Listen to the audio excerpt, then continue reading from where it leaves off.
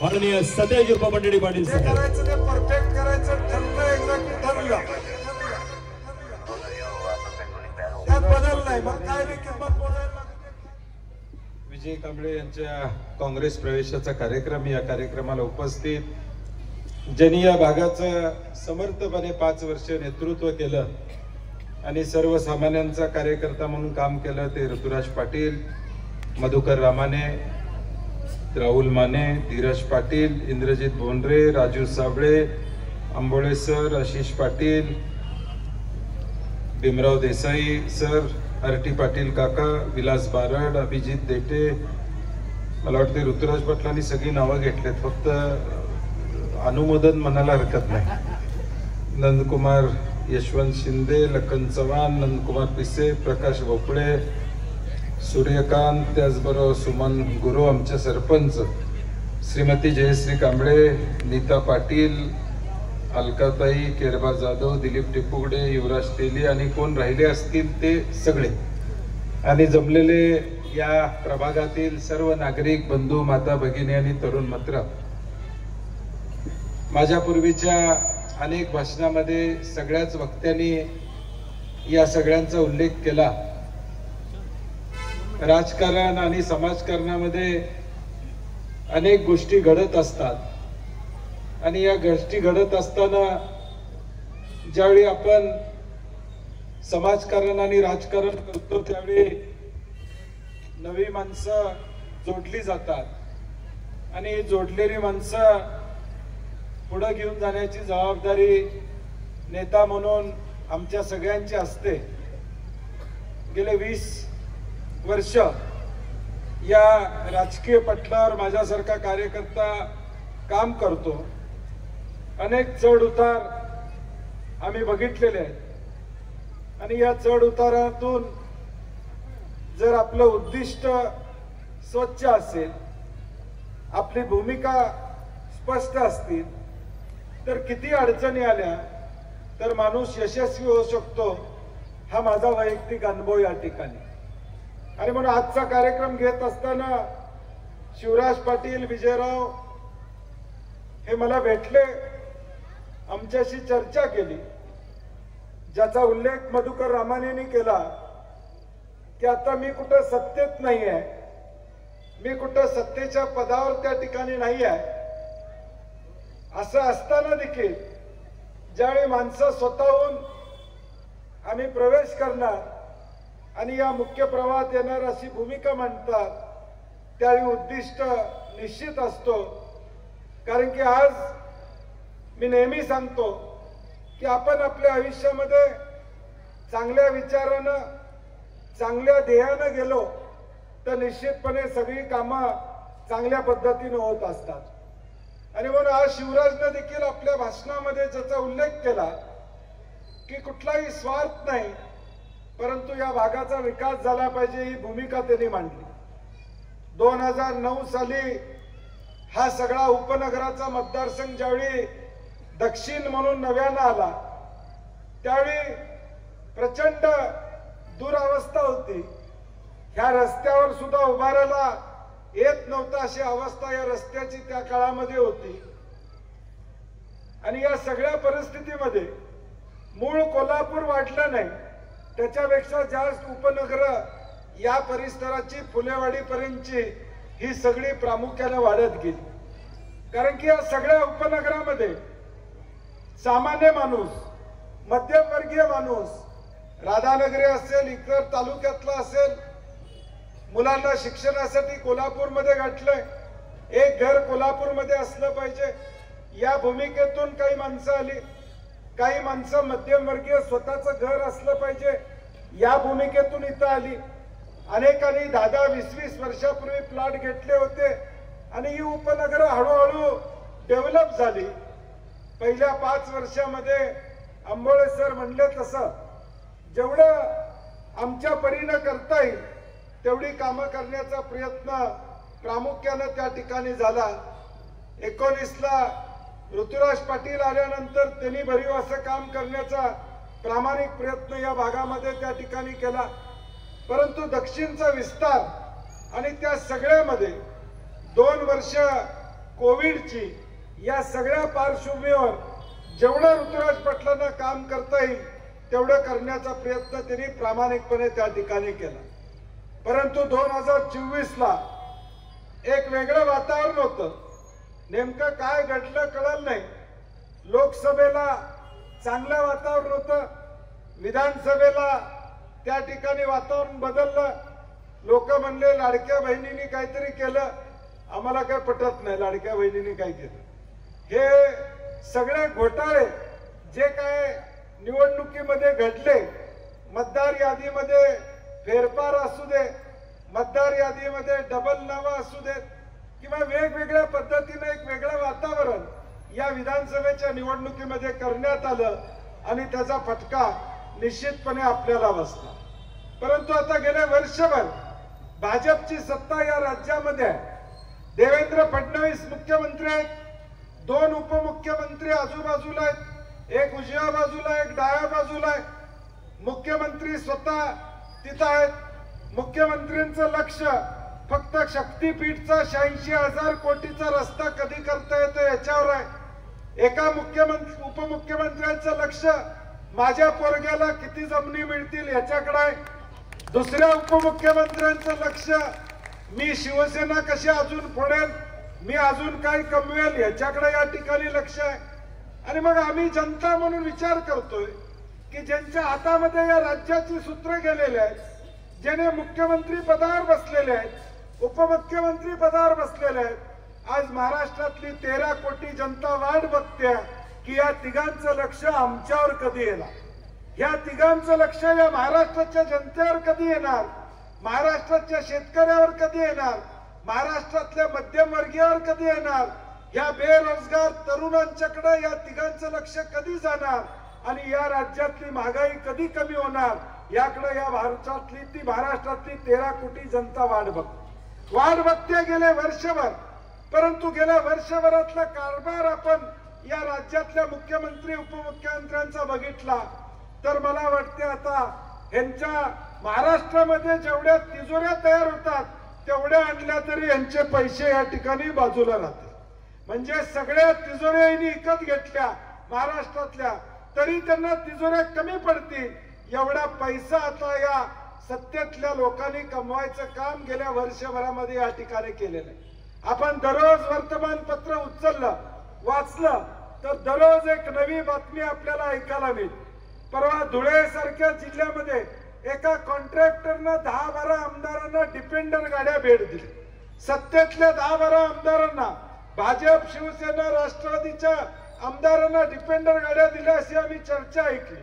बरं ती चर्चा ऐकल्यानंतर एखादा आरोप झाल्यानंतर पुढचा माणूस लगेच सांगतो हे खोटं आहे. कोण खोटं आहे सांगा आलं नाही म्हणजे खरं आहे. कोण सांगितलं नाही की हे खोटं आहे म्हणून. मग आम्हाला वाटलं खरंच असणार कारण की बातमी आली की या गाड्या आमदारांना दिलेल्या आहेत. म्हणजे आज राज्यामध्ये जे सत्तेत बसलेले आहेत ज्यांनी या निवडणुकीमध्ये जातीमध्ये तेढ आणण्याचं काम केलं, आमच्या तरुण मुलांची माती भडकवायचं काम इंस्टाग्रामच्या माध्यमातून त्या ठिकाणी केलं. वेगवेगळे मेसेजेस हे इंस्टाग्रामवर निवडणूक आल्यावर कसे येतात हो या 10 महिन्यामध्ये असे मेसेजेस कुठे येताना आपल्याला दिसतंय का? आपल्याला दिसत नाही. जशा निवडणुका जवळ येतील तसं आमच्या तरुणांची माती भडकवायचं काम या इंस्टाग्रामच्या रील्स मधून या इंस्टाग्रामच्या व्हिडिओज मधून प्रामुख्याने त्या ठिकाणी दिसते. छत्रपती शिवाजी महाराजांचा मालवणमध्ये पुतळा पडला. छत्रपती शिवाजी महाराजांचं अरबी समुद्रातलं भूमिपूजन मोदी साहेबांनी केलं. त्याच्यावर प्रश्न या ठिकाणी विचारला जात नाही. परंतु वेगळ्या दिशेनं समाजामध्ये तेढ लावण्याचं काम प्रामुख्यानं ही सगळी मंडळी आज सोशल मीडियाच्या माध्यमातून करताना त्या ठिकाणी दिसतात. जातीमध्ये तेढ कसा निर्माण करता येईल, 2 समाजामध्ये तेढ कसा निर्माण करता येईल हा एकच अजेंडा या सत्तेत बसणाऱ्या तिघा लोकांचा त्या ठिकाणी. आता आपण बघतोय परवा अमित शहानी देखील जाहीर केलं आता आम्हाला कोंबड्यांची गरज नाही. म्हणजे सत्तेत येईपर्यंत अजित पवार पाहिजे होते, सत्तेत येईपर्यंत एकनाथ शिंदे पाहिजे होते, उद्धव ठाकरेंचा पक्ष, स्वर्गीय बाळासाहेब ठाकरेंनी निर्माण केलेला पक्ष, तो पक्ष फोडायचं काम भाजपच्या मंडळींनी या ठिकाणी केलं. ज्या बाळासाहेब ठाकरेंनी 50 वर्ष हा पक्ष स्थापन केला, तर आताच्या फोडाप्रमाणे जपण्याचं काम त्यांनी या ठिकाणी केलं, त्या पक्षामध्ये उभी फूट पडण्याचं काम केलं. मला तुम्हाला विचारायचं आहे की तुमच्या घरामध्ये 2 भाऊ असतील आणि ते 2 भाऊ शेजारच्यानं भांडणं लावून या ठिकाणी वाद निर्माण केला तर तुम्हाला आवडेल का हो? तेच काम भाजपच्या लोकांनी या ठिकाणी केलं. पवार साहेबांचा पक्ष फोडला, अजित पवारांना बाजूला केलं, काँग्रेसमधले अशोक चव्हाण असतील अशी सगळी मंडळी घेण्याचं काम केलं. हे मी तुम्हाला का सांगतोय? ज्याची स्वतःची ताकद नसते तो दुसऱ्यांना फोडून या ठिकाणी पक्ष वाढवायचं काम करतो. भाजप या राज्यामध्ये स्वतःच्या ताकदीवर सत्तेवर येऊ शकत नाही. भाजपचा विचार या मातीशी जुळलेला नाही. भाजपचा विचार छत्रपती शिवाजी महाराजांचा नाही, छत्रपती शाहू महाराजांचा नाही, डॉक्टर बाबासाहेब आंबेडकरांचा नाही, महात्मा ज्योतिबा फुलेंचा नाही. RSS ही संघटना भाजपची अशी संघटना आहे ज्यांनी देशाचा ध्वज हा स्वतःच्या कार्यालयावर 40-50 वर्ष लावला नाही. आज ते RSS या ठिकाणी कुठल्या तोंडानं आम्हाला या ठिकाणी भारत किंवा भारताबद्दलचं प्रेम शिकवतोय हा प्रश्न या ठिकाणी. ह्यांचा एकच अजेंडा आहे की लोकांनी जाती जातीमध्ये तेढ निर्माण झालेल्या वातावरणामध्ये या ठिकाणी राहावं. आज आम्ही रोजगाराबद्दल चर्चा करताना दिसत नाही, आज आम्ही महागाईबद्दल चर्चा करताना दिसत नाही, आज आम्ही चर्चा करतो जाती जातीतल्या तेढाबद्दल, येणाऱ्या इंस्टाग्रामच्या व्हिडिओ बद्दल, येणाऱ्या रील्सवर आम्ही चर्चा करतो.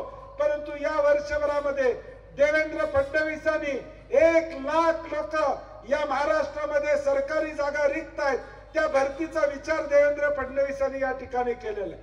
आमचे रस्ते या ठिकाणी खड्ड्यानं भरलेले आहेत, त्याच्यासाठी निधी देण्याचं काम त्यांनी केलेलं नाही. 86,000 कोटीचा रस्ता हा नागपूर टू गोवा करण्याचं काम त्या ठिकाणी चालू आहे. तुम्हाला आश्चर्य वाटेल, नितीन गडकरी यांच्या पक्षाचे नितीन गडकरींनी जाहीर केलं की पर किलोमीटर हायवेला खर्च 37 कोटी रुपये येतो आणि शक्तीपीठ हायवे. हे मी तुम्हाला का सांगतोय? कारण की उद्या 9.5 लाख कोटी कर्ज या राज्यावर आहे. इथं बसणाऱ्या प्रत्येक माणसाच्या डोक्यावर तुमचं घरचं कर्ज सोडून सरकारचं 7,000 रुपयाचं कर्ज इथं बसलेल्या प्रत्येकाच्या डोक्यावर या ठिकाणी. हे आता 86,000 कोटीचा रस्ता हा 100 कोटी रुपये पर किलोमीटरचा रस्ता आहे. म्हणजे किती पैसे हे खाणार आहेत याचा विचार आमच्या तरुण पिढीने या ठिकाणी करणं गरजेचं. आज ज्या वेळी ही सगळी मंडळी येतात त्यावेळी त्यांना प्रश्न विचारला पाहिजे, माझ्या नोकरीचं तू काय केलंस, महागाईचं तू काय केलंस? हे प्रश्न आम्ही जोपर्यंत विचारत नाही तोपर्यंत त्यांना दोष देण्याचा अर्थ असणार नाही. आणि म्हणून उद्याच्या भविष्यकाळात उद्याचं भवितव्य घडवायचं असेल तर चांगल्या विचारानं आपण एकत्र राहणं ही उद्याच्या काळाची गरज या ठिकाणी असणार आहे. आम्ही रस्त्यावरनं जात असेल, खड्डा दिसला तर आम्ही मोटरसायकल बाजूला घेतो, पायानं चालत असलो तरी बाजूला जातो, कारण की खड्ड्यात पाय पडेल. एवढी जर आम्हाला अक्कल असेल तर मग भाजप आपल्या कुठल्या खड्ड्यात घेऊन जाते हे आपण लक्षात घेणं अत्यंत गरजेचं. हे आपण लक्षात घेणं अत्यंत गरजेचं आहे. भावनेच्या आहारी जाऊन आपल्याला चालणार नाही. आता निवडणुका आलेल्या आहेत, पुढच्या 3 महिन्यामध्ये अनेक मुद्दे या ठिकाणी येतील. मराठा ओबीसी मध्ये वाद निर्माण करण्याचा प्रयत्न झाला, या राज्यामध्ये धनगर समाजाचा वाद निर्माण करण्याचा प्रयत्न झाला, वंजारी समाजाचा वाद निर्माण करण्याचा प्रयत्न झाला. एका बाजूला मराठा समाजाला उभं केलं, दुसऱ्या बाजूला मंत्रिमंडळातले एक छगन भुजबळ ओबीसीच्या संदर्भात या आरक्षणाबद्दल या ठिकाणी बोलता. मंत्रिमंडळात तुम्ही एकमेकाला मांडीला मांडी लावून या ठिकाणी बसता आणि बाहेर आल्या मात्र भूमिका वेगवेगळ्या या ठिकाणी मांडता. याचा अर्थ काय? ब्रिटिशांनी जे केलं डिवाइड आणि रूल, या ठिकाणी तुमच्या दुपडी पडायची आणि दोघांनी निवडणुकीपर्यंत साधायचं, हा एक कलमी कार्यक्रम भाजपच्या माध्यमातून सातत्याने या ठिकाणी होताना दिसतोय. आज आम्ही सुशिक्षित आहोत, आज आम्ही जर आम्हाला कळत असेल तर मग हे सगळं बनावाचं राजकारण जे भाजपच्या माध्यमातून या राज्यात चाललेलं आहे त्याला या ठिकाणी बाजूला सारण्याचं काम उद्याच्या भविष्यकाळात आपल्याला करावं लागेल. आज आमच्या मागच्या पिढीनं काहीतरी रोवलं, मागच्या पिढीनं. माझ्या तरुण मित्रांना विशेष करून विनंती आहे, तुम्ही ज्या घरामध्ये राहता कदाचित तुमच्या आजोबानं तो प्लॉट घेतला असेल, कदाचित तुमच्या वडिलांना ते घर बांधलं असेल, कदाचित आई वडिलांनी ते कर्ज घेऊन घर बांधलं असेल. उद्या तुमच्या पोरांना सांगण्यासारखं तुमच्याकडे काय असणार नाही. आज बाप ताट कॉलर मानेनं तुम्हाला सांगतोय, हा प्लॉट मी घेतला होता, हे घर मी बांधलं होतं. तुम्ही तुमच्या नातवाला काय सांगू शकणार नाही. एवढी आर्थिक परिस्थिती उद्याच्या भविष्यकाळात वाईट असणार आहे. उद्याच्या भविष्यकाळात एवढी आर्थिक परिस्थिती वाईट असणार आहे की आमचं हातावरचं पोट त्या ठिकाणी असणार आहे, ते देखील चालेल का असं अवस्था उद्याच्या भविष्यकाळात या महाराष्ट्रामध्ये असणार आहे. आणि मग ही परिस्थिती जर सत्य असेल तर बदलण्याची ताकद या लोकशाहीमध्ये, ज्याचा उल्लेख आम्ही केला, डॉक्टर बाबासाहेब आंबेडकरांनी आपल्याला घटना दिली. घटना देत असताना डॉक्टर बाबासाहेब आंबेडकरांनी अंबानीला सुद्धा एकच मताचा अधिकार दिला आणि झोपडी राहणाऱ्या गरीबाला सुद्धा एकच मताचा अधिकार या ठिकाणी दिला. ही लोकशाहीची ताकद आहे.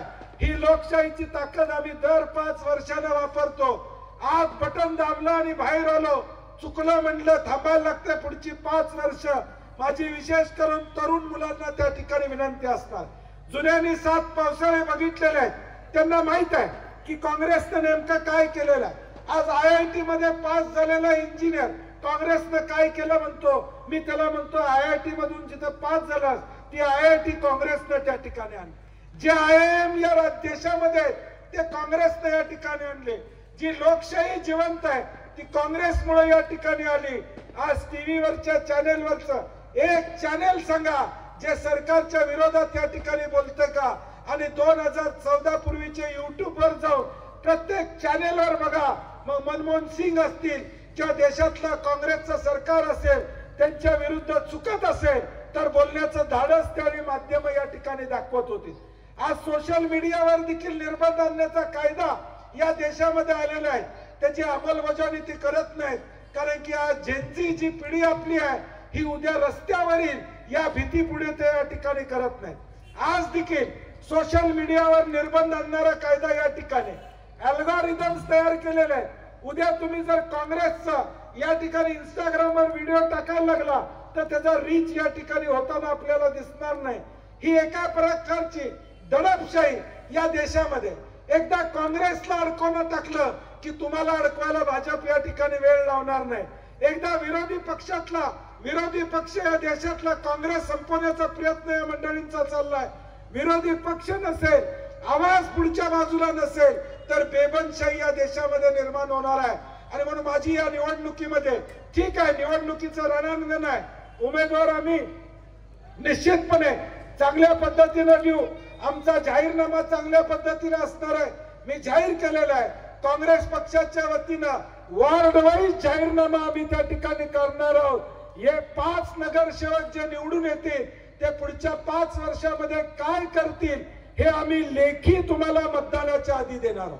लेखी प्रत्येकाच्या घरात जाईल की या 5 गोष्टी या 5 वर्षामध्ये निश्चितपणे केल्या जातील, ज्याचा उल्लेख आंबोळे सरांनी केला.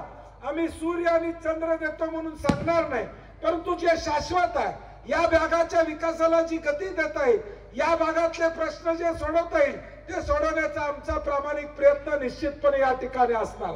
आणि म्हणून मी परवा देखील काँग्रेस कमिटीमध्ये मेळाव्यामध्ये जाहीरपणे सांगितलं, बंटी पाटील असू दे, ऋतुराज पाटील असू दे किंवा आज सगळे शिलेदार जे काय माझ्यावर इथं थांबलेले आहेत, ह्यांचं काय घर मी चालवत नाही, ह्यांचा काय संसार मी चालवत नाही. माझ्या प्रेमापोटी, माझ्या विश्वासावर ही सगळी मंडळी माझ्याबरोबर ताकदीने या ठिकाणी उभे.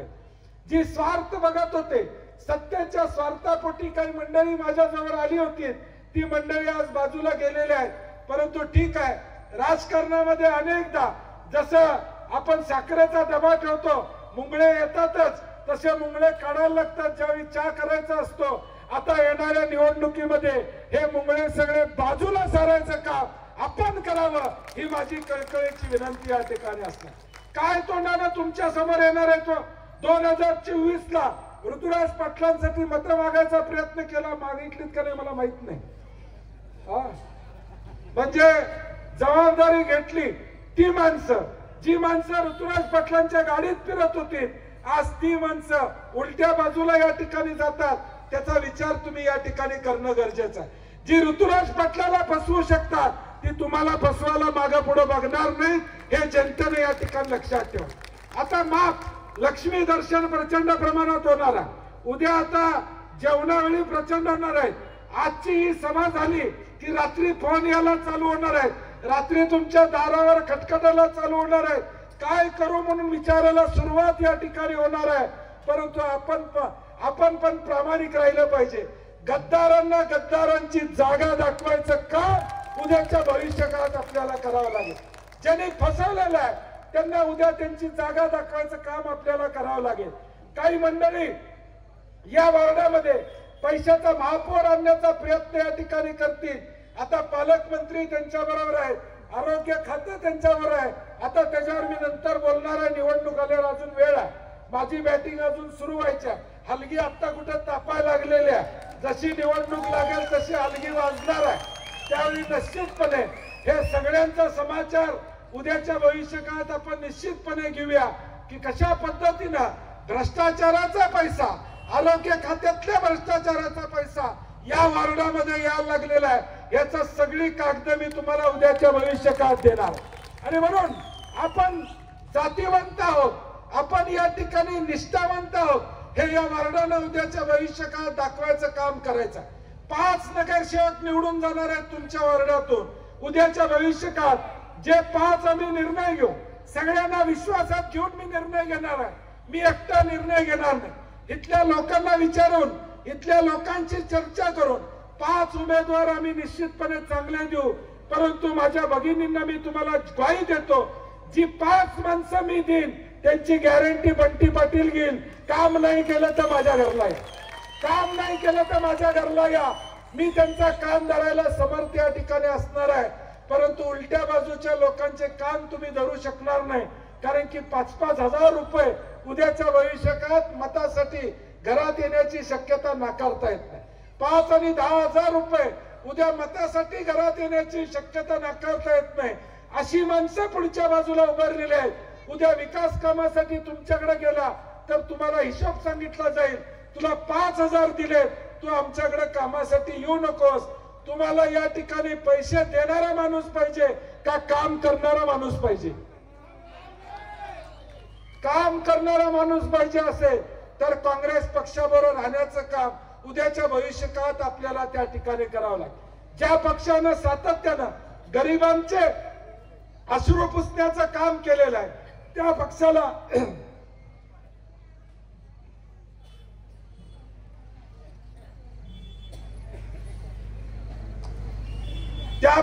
राहण्याची भूमिका आपल्याला घ्यावी लागेल।